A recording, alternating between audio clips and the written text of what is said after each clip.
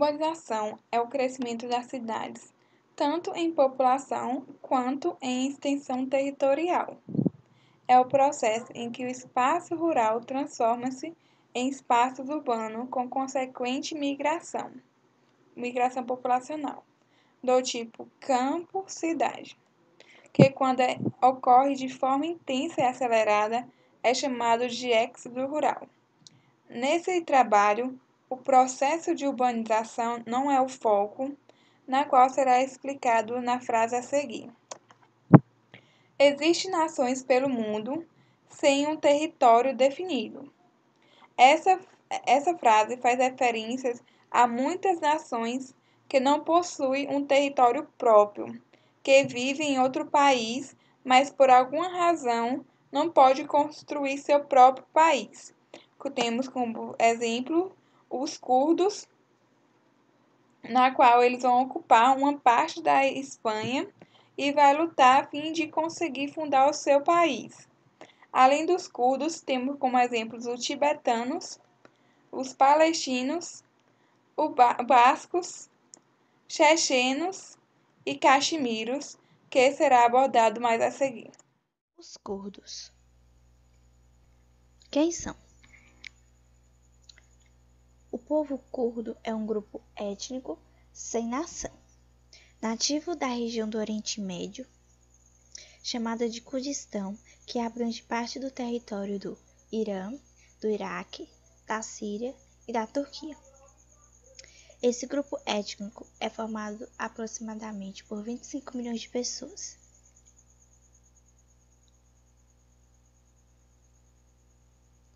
O povo curdo aspira a conquistar independência política e territorial do Irã, do Iraque, da Síria e da Turquia. A luta pela autonomia desse povo vem sendo combatida de maneira violenta, especialmente pelo Iraque e Turquia. No Iraque, os curdos estão estabelecendo uma região rica em petróleo. Na década de 80, o ditador Saddam Hussein usou armas químicas para matar cerca de 5.000 curdos. Por que são atacados pela Turquia? Em uma fala do presidente dos Estados Unidos, Donald Trump, ele fala que não gastamos um volume absurdo de dinheiro ajudando os curdos em termos de munição, armas, dinheiro, salário, e eles atuaram sim ao lado dos Estados Unidos contra o Estado Islâmico, mas os curdos estão lutando por sua terra. E para falar a verdade, eles nem nos ajudaram na Segunda Guerra Mundial, não nos ajudaram na Normandia, por exemplo. Assim, o presidente dos Estados Unidos, Donald Trump, explica a decisão de retirar as forças militares da região da Síria, que é controlada pelos curdos, o que terminou para abrir caminho para uma ofensiva da Turquia, que quer dominar a região à força. No início do século XX, o povo curdo começara a considerar a criação de um estado geralmente conhecido como Kurdistão. Depois da Primeira Guerra Mundial e da derrota do Império Otomano, os países ocidentais vitoriosos tiveram uma profissão para a criação de um estado curdo em 1920 pelo Tratado de Sèvres. Mas os planos foram por água abaixo 3 anos depois, pelo Tratado de Lausanne, em 1923, que estabeleceu as fronteiras da Turquia moderna, não travou um estado curdo e depois com status minoritário em seus respectivos países. 8 décadas seguintes, qualquer ação dos curdos para estabelecer um estado independente foi brutalmente anulada. Tibetanos.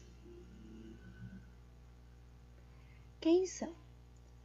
O Tibete está localizado no Planalto da Ásia, ao norte da Cordilheira do Himalaia, e é um território muito disputado. Seu território é considerado um dos mais altos do mundo, com elevação que chega a mais de 4.000 metros de altitude, chamado de Teto do Mundo. Seus habitantes são chamados de tibetanos, porém, é habitado também por grupos étnicos como os Monpas, os Lobas e a minoria de chineses. A história do Tibete começa mais ou menos há 2.000 anos atrás, em 127 anos antes de Cristo, uma dinastia militar fixou o seu território no atual Tibete e passou a comandar a região por 8 séculos de dominação. Esse processo começou a mudar em 617 com o imperador. Esse imperador aí começou a transformar a civilização, onde então era como um feudo, começou a transformar em um império. Seu reinado durou de 1617 até 701. E seus feitos foram muitos importantes, como a criação do alfabeto tibetano, que estabeleceu um sistema legal, favoreceu o exército religioso, como o budismo, e construiu vários templos.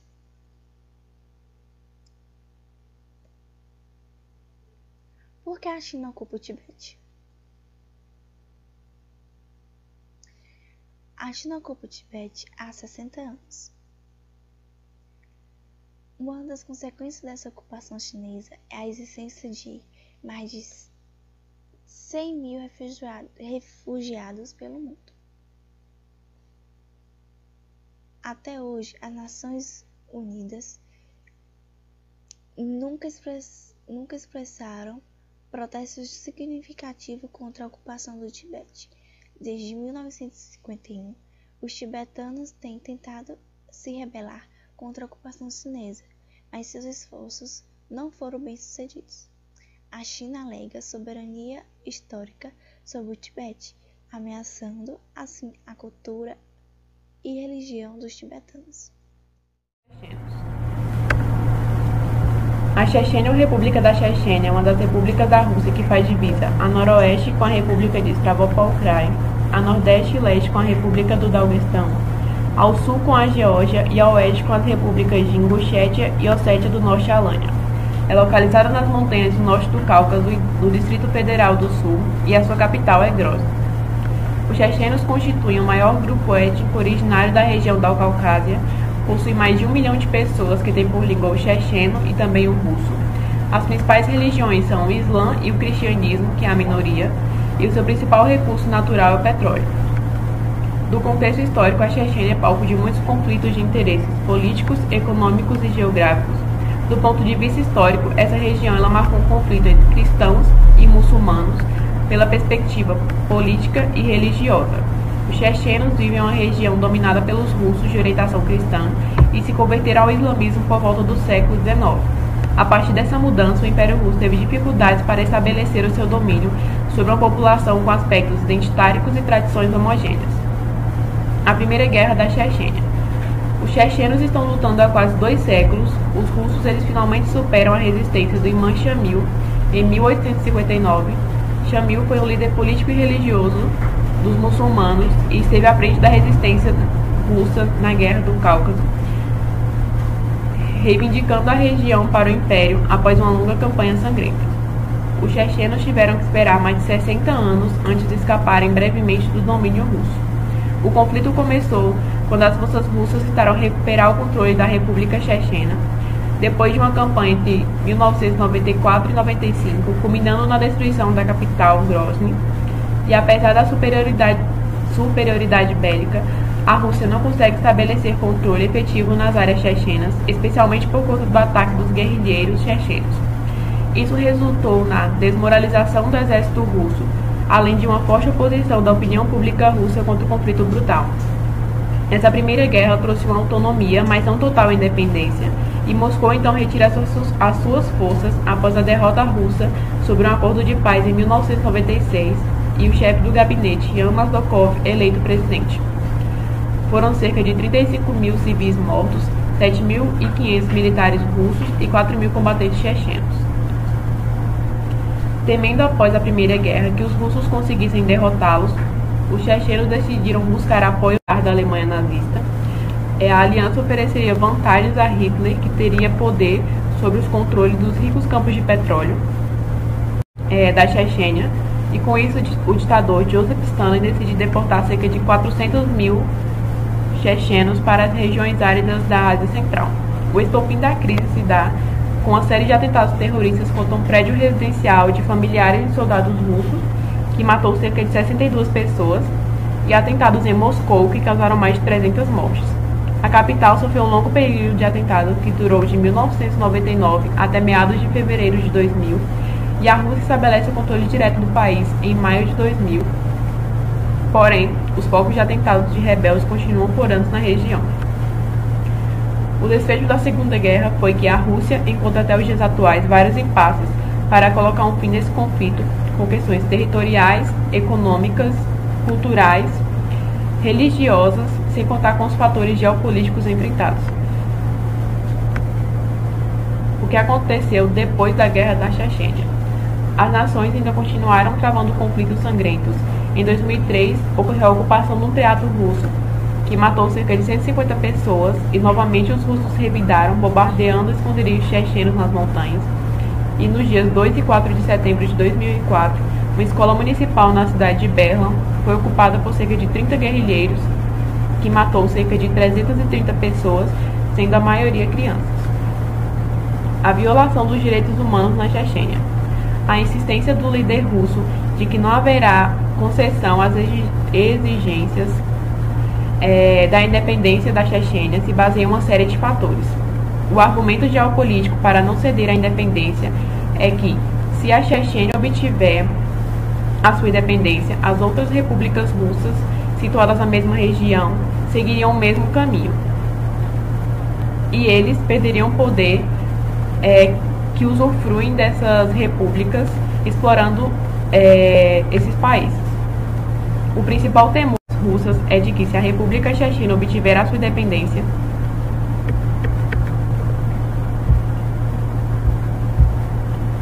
militantes radicais, que ele indica como terroristas, poderiam assumir o controle da Chechênia e expandir sua influência às outras regiões. Entre os fatores econômicos está o fato de que as reservas petrolíferas de petróleo e gás podem ser exploradas no Mar Cáspio. Além disso, a República pretende que a área permaneça segura para escoar a sua produção, como, por exemplo, um oleoduto que parte do Azerbaijão costumava passar pela Chechênia, mas teve sua rota alterada para Daguestão após o início dos combates na região. Hoje na Chechênia, apesar de declarações por parte de Moscou de que a fase militar da operação já terminou, o número de vítimas russas continua a crescer. De maneira geral, os rebeldes são discretos, evitando batalhas que poderiam expor militantes ao imenso poder de fogo das forças armadas russas, e a estratégia dos militantes é principalmente fazer ataques relâmpagos utilizando táticas de guerrilha. A derrubada de um helicóptero russo naquela época resultou na maior perda de vidas pelo exército russo desde o começo da Segunda Guerra Mundial. Um grupo de rebeldes sob liderança de um dos mais famosos comandantes chechenos, o russo Galeev, entrou na Rússia através de uma fronteira da Geórgia. Eles destruíram o helicóptero e iniciaram uma violenta batalha contra as forças russas na República da Ingushétia. A paz seria possível na região. De tempos em tempos circulam notícias de que o governo russo estaria preparado para discutir a paz. Tem havido inclusive contatos entre Moscou e os rebeldes, e recentemente um ex-membro do parlamento da Rússia, Ivan Rybalkin, tentou negociar um acordo de paz. Até o momento, o governo russo não parece seriamente comprometido com a ideia. A Agora a gente vai falar um pouquinho sobre os povos bascos, onde os povos bascos eles vivem entre a Espanha e a França e são localizados no norte e no sudoeste.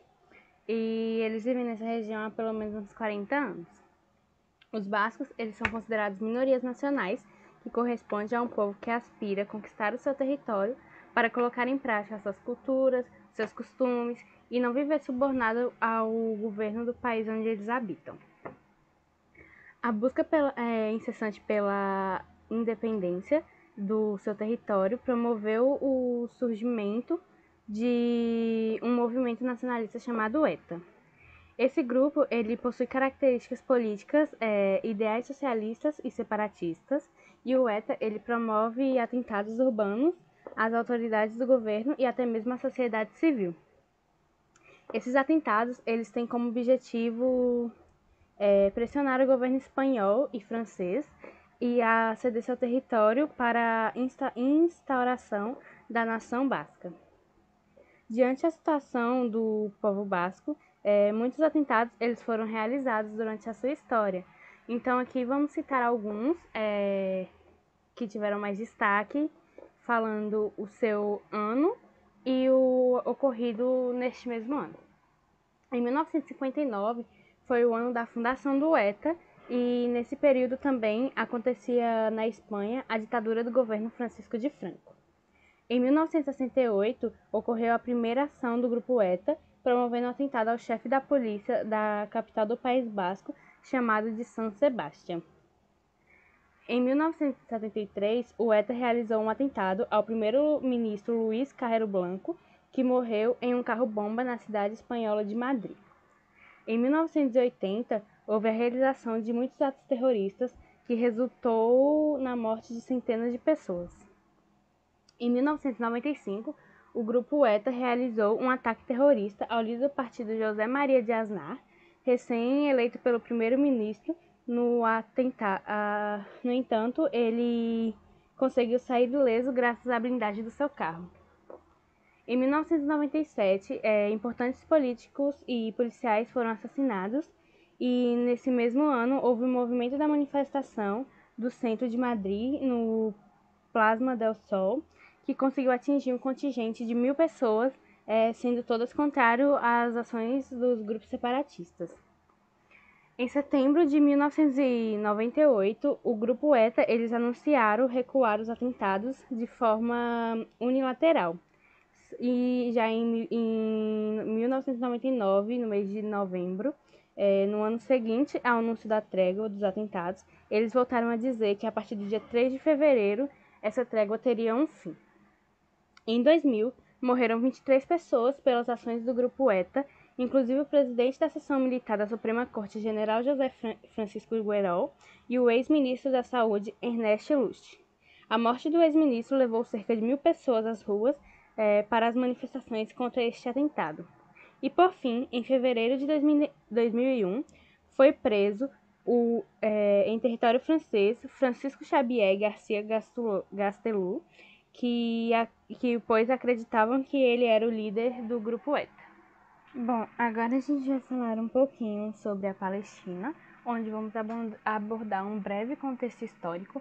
Logo após, vamos começar a falar sobre seus conflitos e a perda do seu território.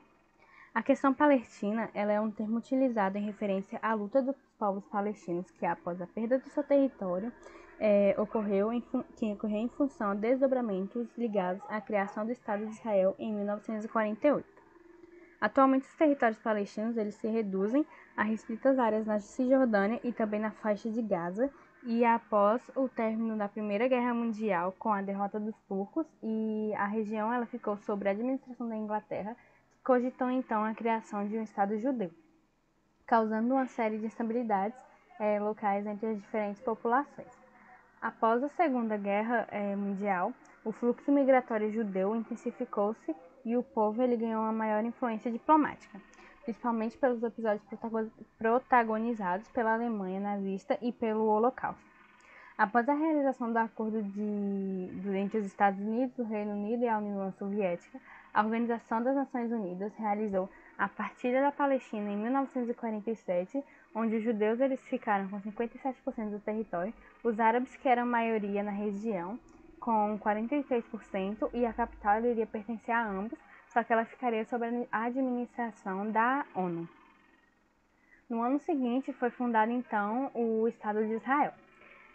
Essa divisão ela não agradou os povos árabes do Oriente Médio, que iniciaram a primeira guerra árabe-israelense, liderada pelo Egito, a Jordânia, que hoje ela é considerada Jordânia, o Líbano e a Síria, que após estabelecimento de uma trégua na região de Israel, ocupou novas áreas pertencentes aos palestinos, que ficaram então sem territórios, pois as suas áreas elas tinham sido novamente tomadas e foram divididas, onde os judeus eles ficaram com a Galileia e outras áreas, a Jordânia incorporou a Cisjordânia e o Egito dominou a faixa de Gaza.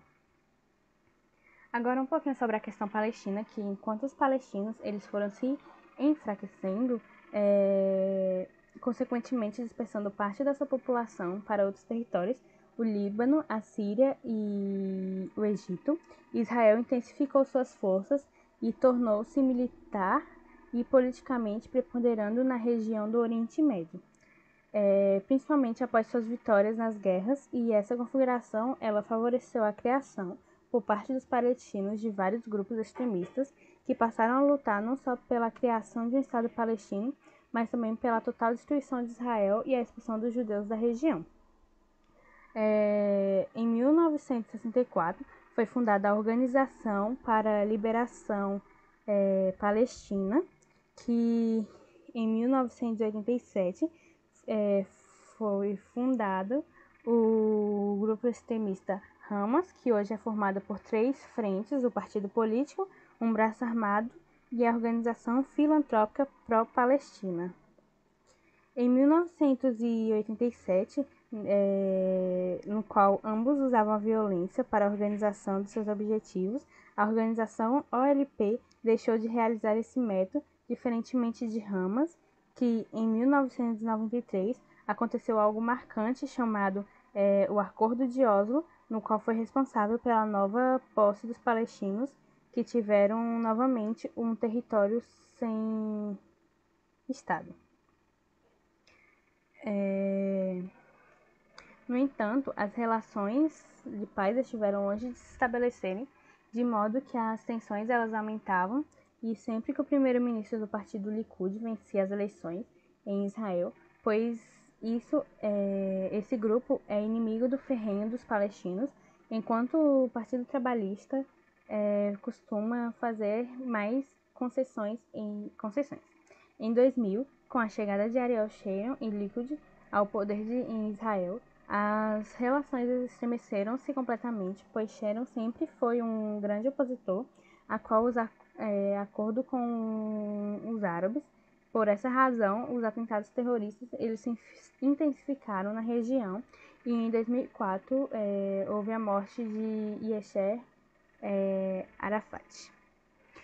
Em 2002, iniciaram as construções dos muros de Israel, ou Muro da Cisjordânia, para a separação dos territórios controlados pelos palestinos, o restante do território de Israel, e que, no entanto, essa construção ela vinha sendo bastante criticada em razão às acusações de Israel que estaria ocupando durante o erguimento da muralha áreas que deveriam ser de controle palestino. Em 2006, para tornar o cenário ainda mais tenso politicamente, Hamas venceu as eleições do território palestino, derrotando pela primeira vez Fatah, que gerou uma recusa por parte de Israel e das potências internacionais que reconheceram a Palestina, isolando as autoridades palestinas politicamente. E além disso, o governo de Israel, atualmente, na figura do primeiro-ministro Benjamin, vem incentivando a instalação das colônias de judeus em áreas sobre a posse dos palestinos, incluindo a faixa de Gaza, uma das áreas que há mais atentados terroristas e conflitos armados do mundo. Em 2000, após uma série de debates, a resolução do contexto da ONU e do Estado palestino passou a ser reconhecido como um membro observador das Nações Unidas, que representava o reconhecimento implícito da comunidade internacional da existência palestina sobre a comanda árabe. Os Estados Unidos e Israel exigiram, como ferrenhos opositores à proposta, porém foram derrotados pela Assembleia Geral da entidade. Aí aqui temos um mapa do território palestino na atualidade, com a faixa de Gaza e a Cisjordânia.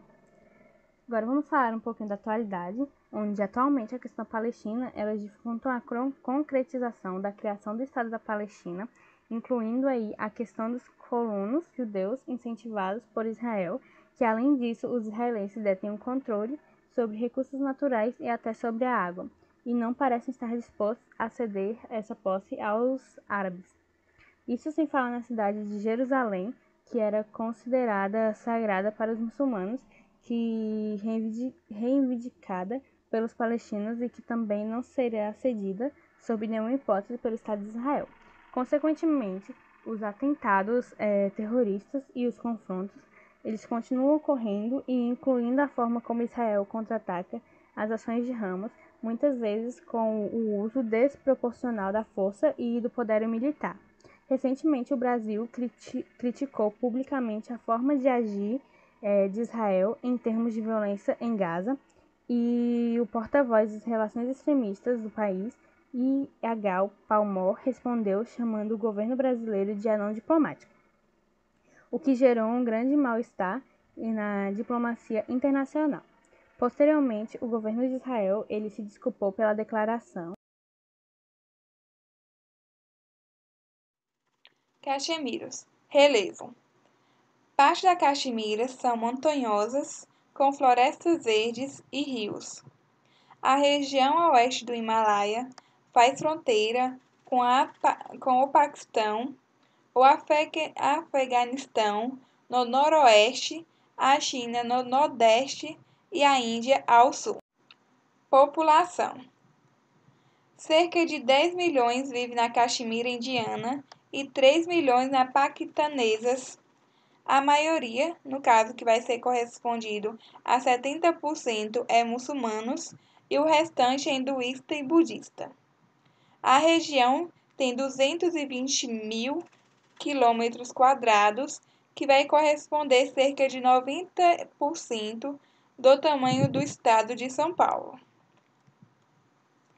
A região em disputa é dividida entre 3 países: a Índia, que tem as partes com mais população, como o Vale de Caxemira e a cidade de Jammu, o Paquistão, que controla o território no oeste, e a China, que pertence às áreas montanhosas com pouca população. A região de Caxemira, que tem a maioria muçulmanas, é o motivo de uma animosidade entre a Índia e o Paquistão. Há mais de 70 anos, desde o Reino Unido fez a divisão entre a colônia entre Índia, que é hindu, e o Paquistão, que é muçulmano. Depois da divisão dos subcontinentes indianos, em 1947, esperava que Caxemira fosse para o Paquistão, pois por isso havia acontecido com outras regiões de maioria muçulmanas.